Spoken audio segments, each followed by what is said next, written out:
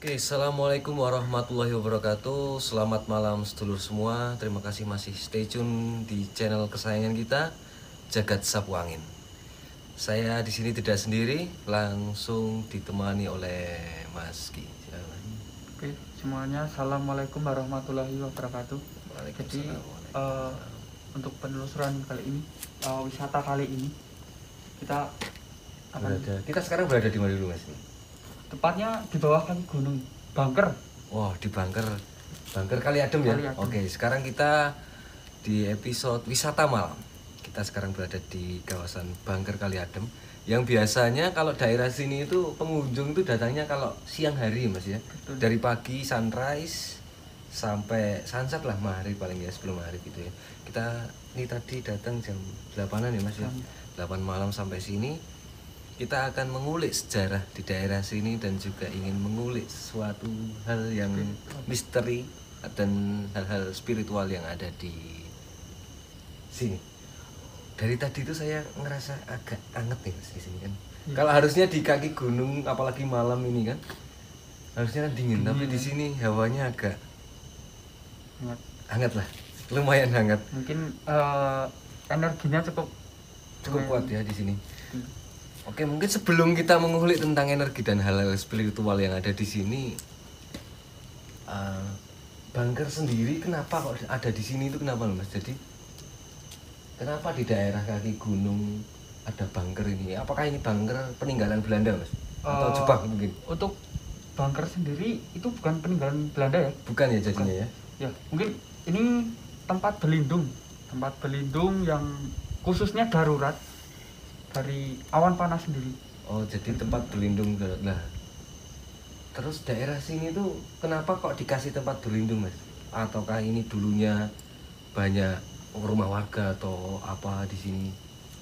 Oke, jadi untuk rumah-rumah warga itu lebih tepatnya malah di bawah sini. Di bawah? Ya, kurang lebih 200 meter dari sini itu udah salah satu pemukiman warga sampai ke bawah ya.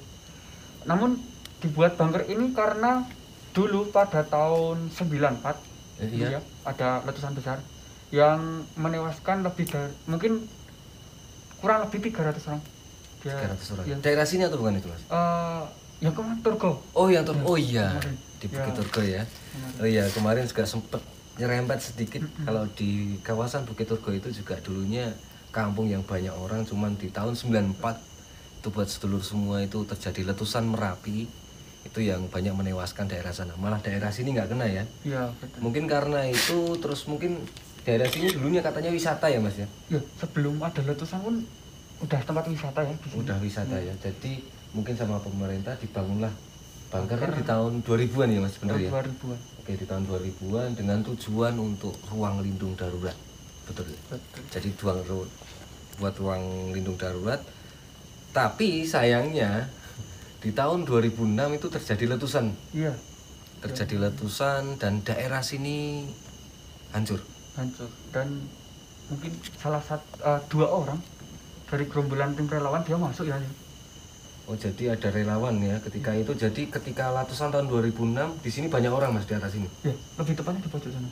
Oh, di pojok sana banyak orang. Ya, untuk ini cerita sedikit flashback yang dulu tuh karena beberapa orang dan cuacanya mungkin gelap seperti ini ya, mungkin ada sedikit kabut karena itu sore hari ya. Oke. Nah, pas begitu awan panas turun itu kawan-kawannya lari Iya. dan yang 2 ini masuk ke dalam. Dan Dua masuk ke posisinya dalam. nanti biar dijelaskan. Oke, nanti kita akan masuk ya. Terus Ya, seharusnya ini buat darurat hanya untuk awan panas sendiri, Iya. tapi ternyata yang datang malah lava. Dia menutupi satu ruangan ini, Jadi daerah sini tertutup semua. tertutup semua. Nah, ini kan satu lorong pintu ya, Iya. jadi otomatis masuk keluar lewat Hanya sini. lewat sini. Ya, karena di sini ada lava atau material Merapi yang menimbun, dia nggak bisa keluar. Terus 2 orang itu malah Ya, pelan-pelan meninggal ya. meninggal di dalam. Jadi itu adalah kisah sedihnya yang ada di Bangker ini. Bangker dibuat itu dengan tujuan untuk menyelamatkan diri, tapi malah khususnya di tahun 2006 Bangker malah berbalik cerita. Jadi ada 2 orang meninggal di dalam Bangker itu karena mereka memutuskan untuk masuk ke dalam untuk menyelamatkan diri, cuman tidak bisa selamatkan karena bunker hanya untuk awan panas, tapi yang datang malah lava. laharnya. Ya. Tapi habis kejadian 2006 itu kan ada lagi letusan. Ya. Yang paling besar ini yang 2010. Oke, di tahun 2010 Merapi meletus lagi ya? Ya, tapi nggak ada yang Masuk. Ya. Karena udah nggak digunakan lagi. Digunakan lagi. Tapi sejak itu awal mula letusan 2006 sampai 2010 itu juga tempat wisata juga. Oh, selalu tetap menjadi ikonnya, mungkin ikonnya di sini ya. Betul. Kalau Merapi itu pasti ke bunker dengan menggunakan jeep wisata biasanya. Betul. Oke, jadi itu kilas balik sejarah sedikit saja tentang bunker di kawasan Kali Adem ini. Jadi, bentar, aduh, apa itu Mas? Kaget saya loh Mas. Ini santai. Oke, saya sempat kaget loh, mak teratap kan, cahaya merah-merah, wah biasanya tuh seperti kayak ake atau apa gitu kan, wah. Ya, mungkin daripada penasaran nanti biar diantar sama Mas ya masuk ke dalam. Oke, nanti Mas Ki mohon maaf nggak bisa menemani kita karena mungkin masih ada acara lagi. Jadi terima kasih Mas Ki udah Ya. ikut menjelaskan di depan sini. Mungkin sebelum Mas Ki keluar ataupun pergi, kita bercerita sedikit lagi dulu aja tentang misteri makhluk-makhluk yang ada di sini. Nah, di sini itu kebanyakan dia seperti apa Mas wujudnya atau apa? Karena seperti yang saya bilang tadi di awal itu di sini tuh hawanya hangat, dingin sedikit tapi hangatnya sama sedikitnya enggak, mesti hangatnya banyak. Betul. Jadi langsung cerita saya Ahmed Sewu. Jadi untuk di depan kita ini tangga nomor 1 ini ya. Oh ini ada tangga. Oh ya ini tangga ya. Di sini adalah mungkin salah satu kalau disebut itu mirip jaring ya. Mirip jaring terus. Oke. Jaring. Itu buat apa Mas fungsinya jaring? Mungkin ada sesuatu hal yang dia bisa masuk tapi nggak bisa keluar ya.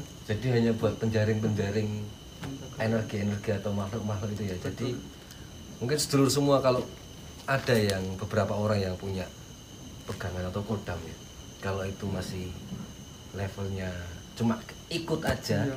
Itu nanti bisa kalau masuk ke sini kodamnya bisa tertinggal ya, bisa tertinggal di dalam sini. Soalnya kan gitu ya. Kayak kalau di itu lumayan banyak ya tinggalan dari mungkin wisatawan di sini ya. Ini bercampur aduk. Jadi nggak cuma dari sini aja. Dari sini makhluknya itu memang dari luar-luar. Betul. Mungkin membuat kayak koloni sendiri-sendiri gitu ya. Koloni makhluk. Ya, oke. Jadi malah jadi perantauan ya mungkin ya. Jadi di sini kayak ada jebakan ya Mas. Betul. Kayak pemasan jebakan. Makhluk masuk dia nggak bisa keluar. Ya. Nah kan tapi banyak Mas. Tadi sempat bercerita dengan teman-teman daerah sini juga. Itu ada kalau pas ngantar wisatawan datang ke sini, apalagi kalau yang dapat perempuan yang baru mohon maaf head itu kadang ada yang ketempelan, ada yang kesurupan. Itu karena apa Mas? Ya, mungkin tempat di sini ya ini cenderung putih ya.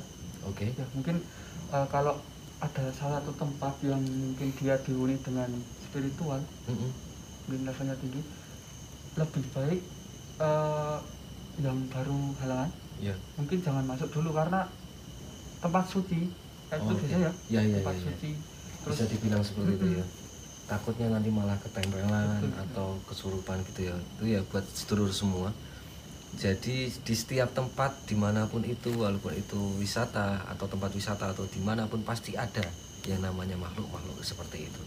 Jadi sebaiknya kita pun selalu menjaga diri, menjaga omongan, selalu bersikap santun, sopan dan sebagainya. Jadi koloni makhluk yang ada di sini pun berbagai macam ya Mas. Iya, mungkin ada seperti sugus itu ada Mas. Oh iya. Sugus ada di mungkin kanan kiri pintu ya. Oh dia malah seperti menjaga. Betul. Yang dekat situ dan itu kan tinggi ya. Dia sebatas itu. Jadi kayak dumplung. Tapi cuma diem aja. Jadi kalau nanti saya masuk nggak apa-apa kan Mas? Nggak apa-apa. Aman. Oke. Ya cuma mungkin ditugaskan untuk menjaga aja, seperti penjaga ya. Tapi kalau di dalamnya banyak Mas. Untuk jenis-jenisnya Untuk Mas mungkin jenis-jenisnya mungkin banyak banget. banyak. Ada salah satu yang mungkin tinggi ya, berada di tengah. Nanti bisa dilihat untuk batunya ya. Oke. Oh iya. Jadi intinya di sini koloni makhluk astral pun banyak di sini. Jenisnya nggak cuma satu, mungkin ratusan juga. Oke, jadi Kan ada yang jaga. malah ada yang ribuan juga nih. Ribuan. Oke, kita akan merasakannya sedulur ya. Jadi kalau sedulur semua pengen masuk ke dalam, besok datang ke sini. Oke, Mas dan Mas Ki, terima kasih Ya. telah menemani saya untuk menjelaskan beberapa kisah-kisah menarik tentang bunker. Setelah ini Mas Den mau pamit, monggo saya tak masuk. Nah, monggo, silakan. Ya, terima kasih Mas Den. Untuk sedulur semua, kita akan menyelusuri masuk ke dalam ruangan, kita akan bercerita, kita akan merasakan kehadiran mereka. Tapi saya nggak ingin menyebutkan wujud dan eksistensi mereka ya. Kita hanya akan berkisah saja dan merasakan auranya seperti apa. Oke, ikuti saya.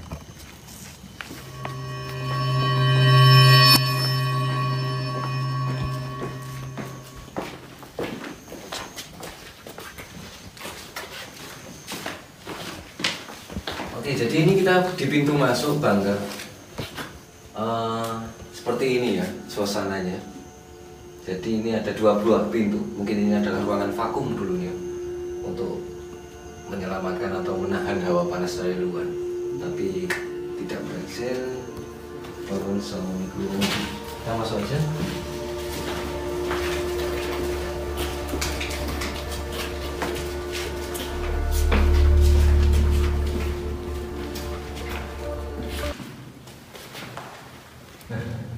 Jadi seperti ini, tercium aroma wangi di sini ya. Oke, assalamualaikum. Jadi ini kita sekarang berada di dalam bunker. Jadi bunker itu lumayan luas ruangannya.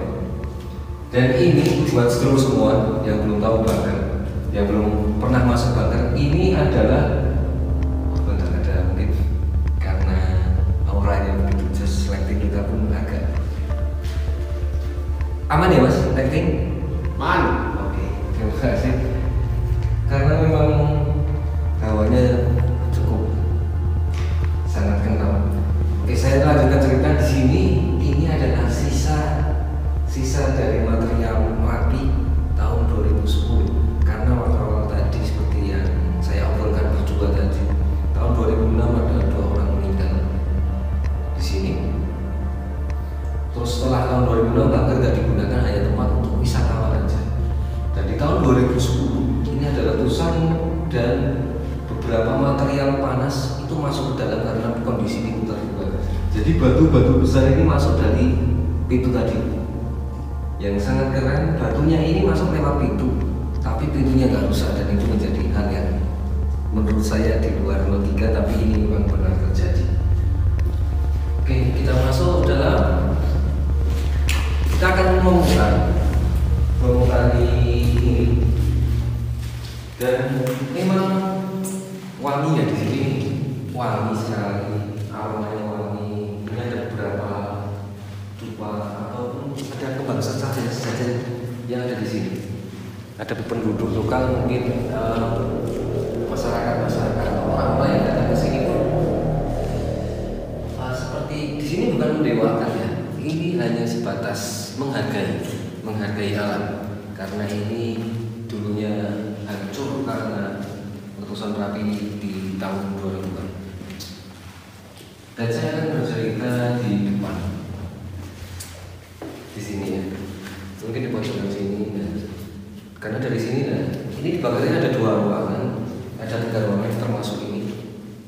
Itu yang di sebelah kiri ada toilet dan di sebelah kanan itu adalah storage gudang, karena itu buat gudang penyimpanan, karena ini adalah ruang evakuasi ataupun ruang perlindungan sementara. Cuman sekarang nggak digunakan lagi. Untuk bangunannya memang bangunannya cukup kuat, tapi yang terpenting hawanya ini, hawa spiritualnya itu memang sangat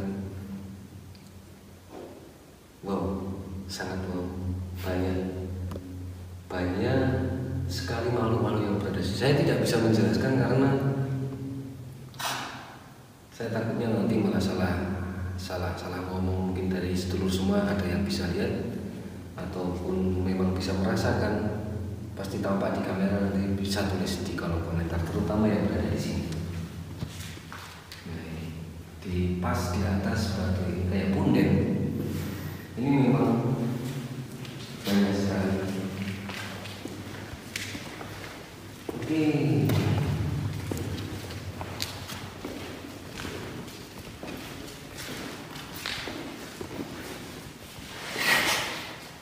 Oke, itu ya sedulur semua. Mungkin tidak terlalu banyak yang bisa saya ceritakan karena saya hanya sendiri yang tidak ditemani oleh Mas Ki. Nanti saya takut kalau salah kata ataupun salah ucap, saya mohon maaf.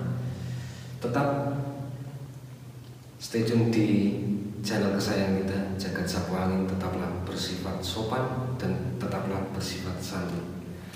Tetap hargai alammu, jangan jadikan alammu itu adalah sebuah sesembahan untuk sesembahlah Tuhan Yang Maha Esa, Allah Subhanahu wa Ta'ala. Terima kasih dari saya. Cukup sekian, tetap stay tune di channel kita, tekan tombol subscribe, jangan lupa like dan komennya. Assalamualaikum warahmatullahi wabarakatuh.